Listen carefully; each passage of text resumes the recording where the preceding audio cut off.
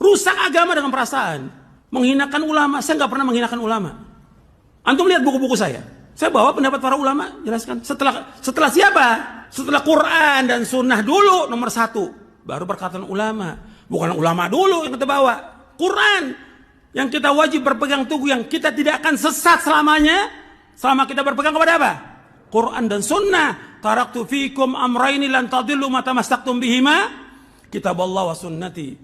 Aku tinggalkan dua perkara yang kalian tidak akan sesat selama berpegang dua perkara itu. Al-Quran dan Sunnah. Diperhatikan nih. Ini kadang-kadang bawa perasaan, nanti dikembangkan lagi oleh setan.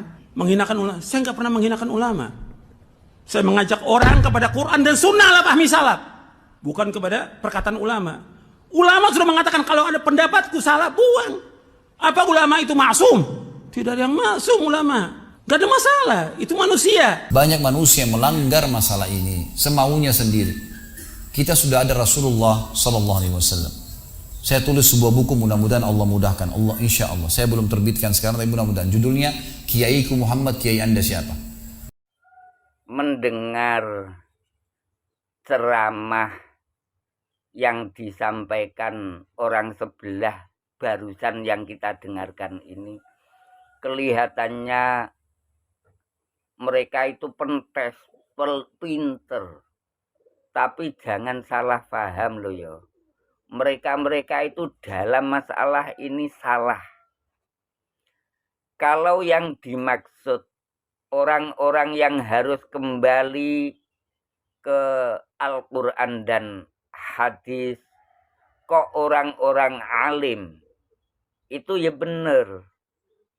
Tapi kalau yang dimaksud harus kembali ke Al-Quran dan hadis, kok semua kaum muslimin, itu ya salah.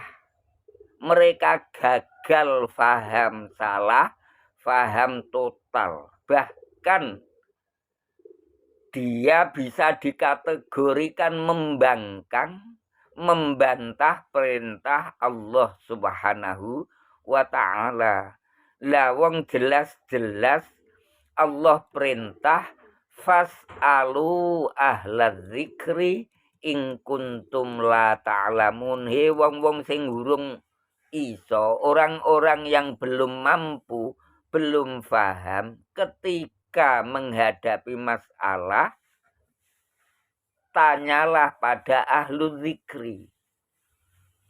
Allah jelas tidak memerintahkan pada orang yang belum mampu, pada orang yang belum alim, tidak memerintahkan farji'u ilal Qur'an was sunnah in kuntum la ta'lamun.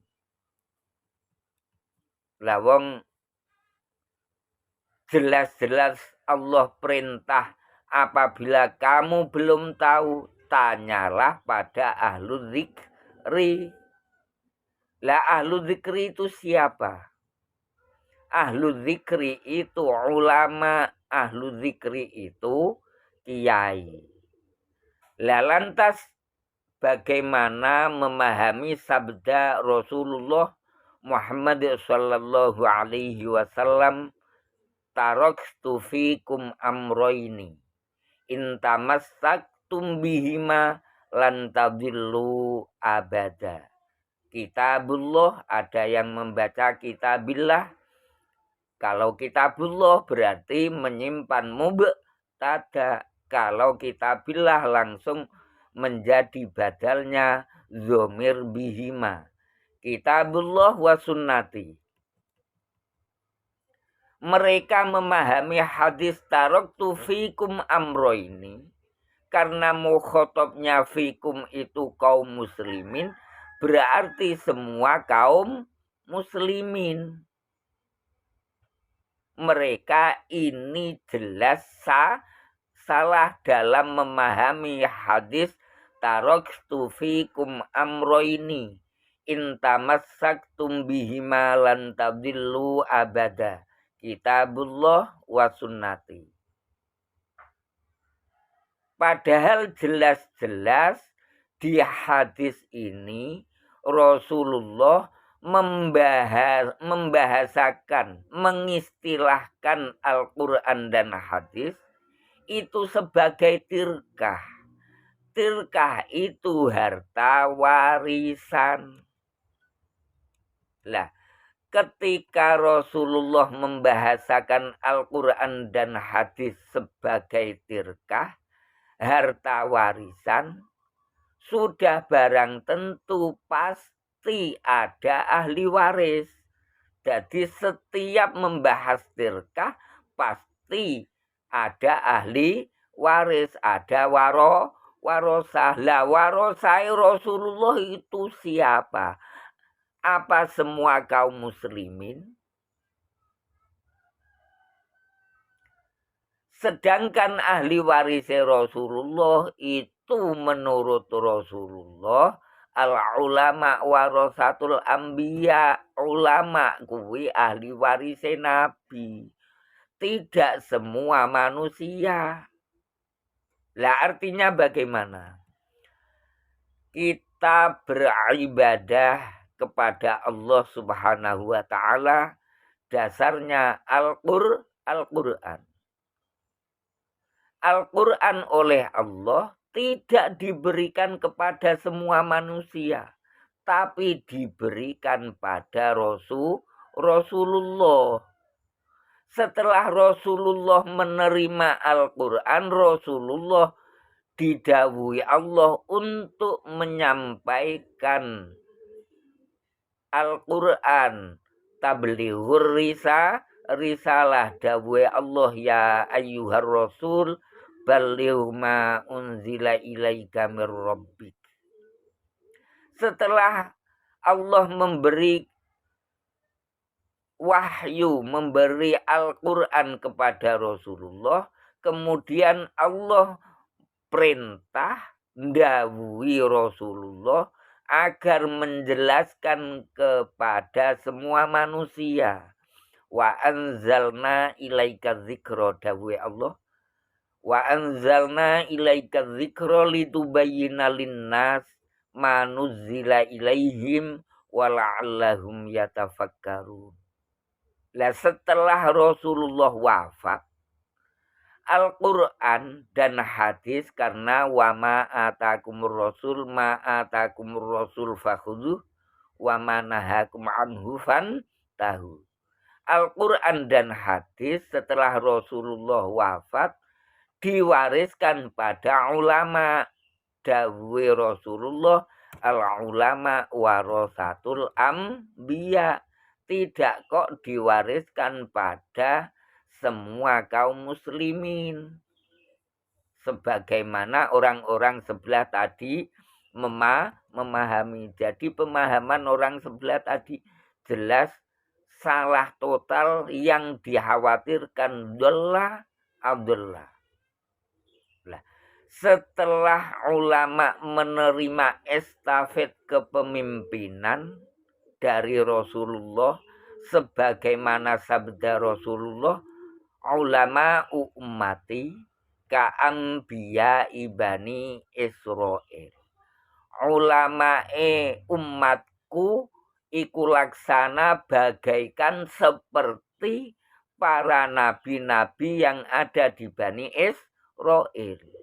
Karena ulama umat Rasulullah pangkate sama dengan anbiya ibani Israel, untuk itu ulama didawuhi Allah dengan dawuh walitunziru qaumahum idza raja'u ilaihim. Ulama didawuhi Allah untuk mengajarkan ilmunya.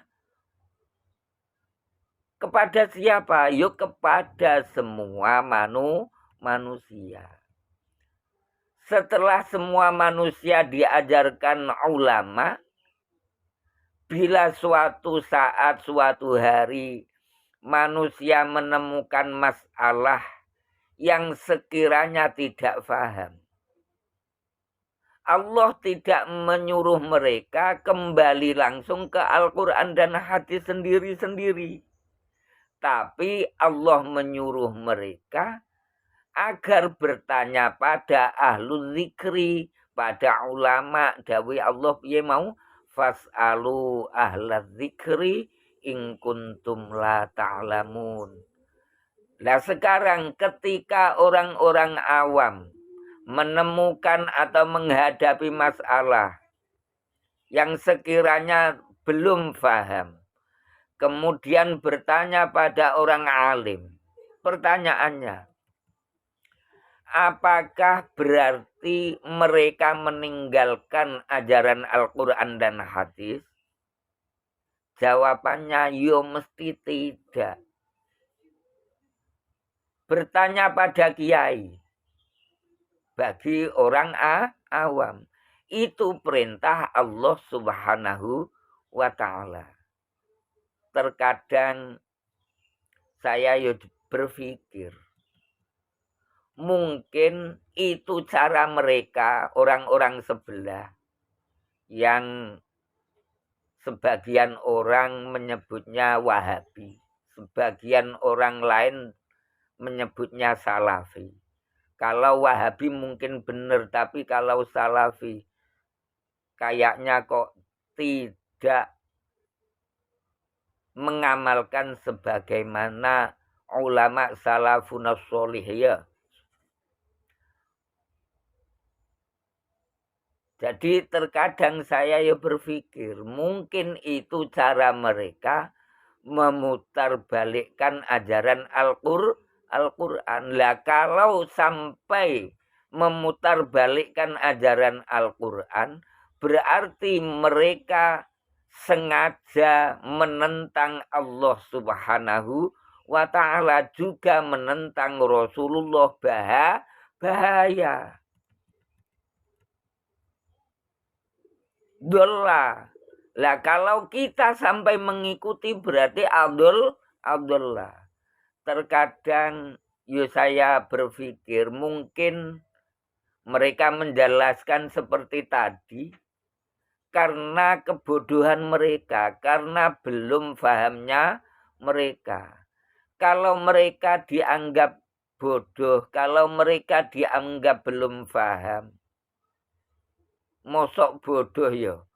Katanya mereka S3, doktor. Doktornya enggak bain-bain dari Madinah. Tapi kenyataannya seperti itu. Yang jelas, ketika mereka memahami suatu masalah, terlebih dahulu kok tidak mengumpulkan semua dalil yang terkait. Setelah dalil yang terkait terkumpul, baru difahami. Kalau tidak demikian, maka akan terjadi kesalahan dalam memahami dalil. Kalau ada dalil yang terkait, kok hanya memahami satu dalil. Akhirnya ya membuat keputusan yang salah. Kesalahan itu akhirnya dolla wa'adullah. Maka kita ahlus sunnah wal jamaah harus ekstra hati-hati dengan apa yang mereka sampaikan. Jangan sampai mendengar, melihat, zuhire kelihatannya pentes langsung. Oh berarti alim kita ikuti, jangan. Yo, kita harus ekstra hati-hati dengan apa yang mereka sampaikan. Ngono iku kalau tidak mau tersesat. Saya analogikan. Ada orang mau ke Mekah karena untuk melaksanakan ibadah haji. Kemudian tetangganya, saudaranya bilang pada yang mau naik haji, kalau kamu pengen cepat sampai di Mekah, naiklah pesawat terbang. Apa artinya yang mau ke Mekah naik pesawat kemudian mengoperasikan pesawatnya sendiri-sendiri? Kalau kita tidak mampu mengoperasikan pesawat, juga tidak punya izin operasi, dan sebagainya. Kok langsung naik pesawat mengoperasikan pesawatnya sendiri? Sendiri itu namanya konyol, bunuh diri. Kita disuruh naik pesawat agar cepat sampai Mekah dengan keadaan selamat. Itu tetap mengikuti aturannya pilot atau operatore pesawat. Kita tidak operasikan sendiri. Kita mengikuti ulama, kembali ke materi. Karena perintah Allah Subhanahu wa ta'ala fas'alu ahla dzikri in kuntum la ta'lamun. Allah memerintahkan kita mengikuti ulama karena ulama itu ahli warisnya Nabi. Al-ulama warasatul anbiya. Lah ulama mewarisi tirkah, mewarisi Al-Quran hadis dari Rasulullah. Berupa Al-Quran dan hadis tadi, taraktu fikum amroini intamassaktum bihima lan tadillu abada, kitabullah wa sunnati. Itu setelah ulama mewarisi Quran hadis dari Nabi itu, berarti mereka naik pangkat. Pangkatnya menyerupai pangkatnya Anbiya Bani Israil. Ulama ummati ka Anbiya Bani Israil. Karena ulama wis munggah pangkat sebagaimana pangkatnya Anbiya Bani Israil, untuk itu diperintah Allah untuk tanzir, walitunziru qaumahum idza raja'u ilaihim. Setelah kita menerima tanzir dari ulama, ada yang belum faham, kita disuruh Allah tidak kembali ke Al-Quran dan hadis, tapi disuruh Allah agar tanya pada ulama, fas'alu ahla dzikri. Kita mengikuti ulama karena kita yakin para ulama juga mengikuti guru-gurunya. Guru-gurunya mengikuti guru-gurunya sampai sahabat. Sahabat kita ikuti karena kita yakin innama yuqalladus sahabah radhiyallahu anhum min haitsu anna fi'lahum yadullu ala sima'ihim mir Rasulillah sallallahu alaihi wasallam.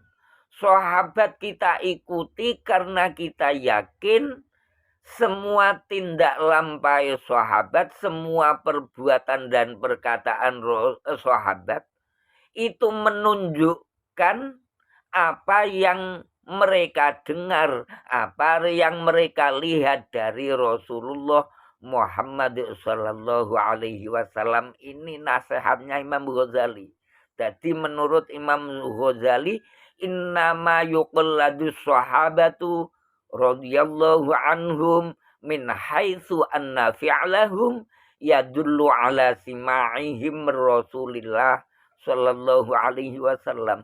Kita mengikuti ulama karena kita yakin ulama ini sudah belajar ilmu, menguasai ilmu, kemudian mengerjakannya karena melihat guru-gurunya sampai tabi'in sampai sahabat dari Rasulullah Muhammad sallallahu alaihi wasallam. Ikut teorine Allah Subhanahu wa ta'ala.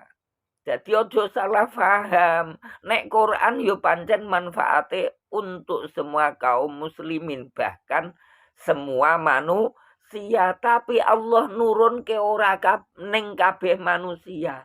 Allah nurun ke neng Gusti Kanjeng Nabi Muhammad.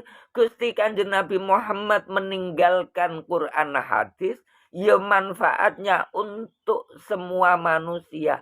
Tapi apa diberikan langsung pada manusia? Tidak, diberikan pada ulama. Ulama mempunyai kewajiban menyampaikan Quran hadis pada semua manusia. Ngono lho yo, ngene gampang leh. Mosok doktor S3 dari Madinah kok enggak paham. Setelah itu kita jelas punya guru. Contoh yang mudah. Saya punya beberapa guru, di antaranya Simbah Kiai Haji Maimun Zubair. Di antaranya lagi Simbah Kiai Haji Abdul Rahim Ahmad Sarang. Beliau berdua sedo diteruskan putra-putranya. Di antaranya Simbah Kiai Haji Najih, Simbah Kiai Haji Said Abdul Rahim. Muridnya sekelas Gus Bahak, saya juga muridnya. Kecuali saya mendengarkan Al-Quran dan hadis melalui penjelasan guru-guru saya seperti Simbah Kiai Haji Maimun Zubair, Simbah Kiai Haji Abdul Rahim Ahmad. Saya juga mendengarkan ceramahnya sekelas Yazid Jawas, Khalid Basalamah, Miranda, atau orang-orang Wahabi. Mosok saya pilih mengikuti Yazid Jawas, Khalid Basalamah, Miranda, maupun orang-orang Wahabi? Jelas tidak. Kita tetap mengikuti Simbah Kiai Haji Maimun Zubair, Simbah Kiai Haji Abdul Rahim Ahmad Sarang. Karena keilmuannya. Dan karena amaliyahnya yang mencerminkan ilmunya. Dan itu mengikuti guru-gurunya. Guru-gurunya mengikuti guru-gurunya sampai tabi'in, sampai sahabat. Sahabat mengikuti Rasulullah. Ini untuk sesama kita Ahlus Sunnah wal Jamaah. Lah nek orang Salafi Wahabi, wong otaknya sudah dicuci dicuci Yazid, Khalid maupun siapa tadi Miranda, mungkin sudah tercuci. Mungkin apa? Mungkin tidak mau mendengarkan pemahaman yang disampaikan orang-orang Ahlus Sunnah wal Jamaah. Lah saya menyampaikan ini untuk sesama kita Ahlus Sunnah wal Jamaah, membentengi agar tidak terpengaruh orang-orang Wahabi. Khususnya generasi muda kita yang tiap-tiap hari membuka HP. Kita bentengi diri kita, membentengi generasi muda kita agar tidak terperosok mengikuti wong-wong Salafi Wahabi. Semoga ada manfaatnya.